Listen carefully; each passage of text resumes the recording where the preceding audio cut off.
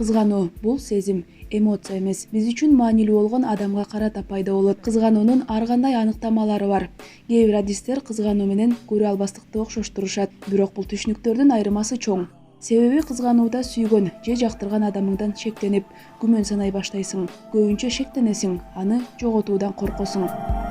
Кызгануу коркуу, ачуулануу, чоочулоо эмоциялар менен коштолот. Кызганычтын негизги себеби чыккынчылык. Чыккынчылыктан көбүнчө сүйгөнүнө чын дили менен ишенген же мамилебиз ийгиликтүү деп ойлогон тараптын жүрөгү жараланат. Кызганычтын түрлөрү: катаал кызганыч, өжөр, өктөм, өзүнүкүн бербеген, майдачыл, сезимдери муздак адамдарда болот.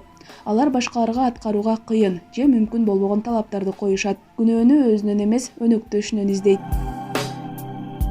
Өзүнө ишенбеген адамдардын кызганычы. Булар өздөрүн төмөн баалайт, депрессия жана үмүтсүздүккө бат түшүп, кичинекей нерселерди күчөтүп жиберет. Ар бир адамды атаандашы катары көрөт. Өнөктөшүнүн жетиштүү мамиле бурбай жатканын байкаса, дароо эле күмөн санай баштайт.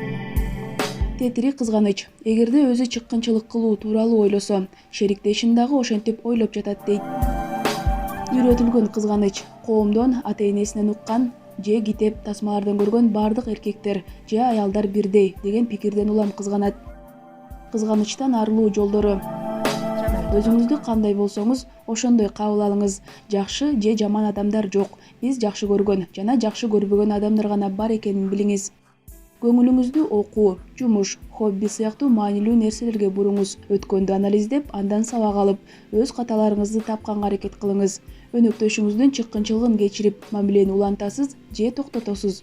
Канчалык созо берсеңиз, ошончолук кызганыч күчөйт. Жашооңуздун образын алмаштырыңыз. Жаңы досторду, кызыкчылыктарды, хоббилерди табыңыз. Көптөн бери кыялданган нерсеңизди ишке ашырыңыз.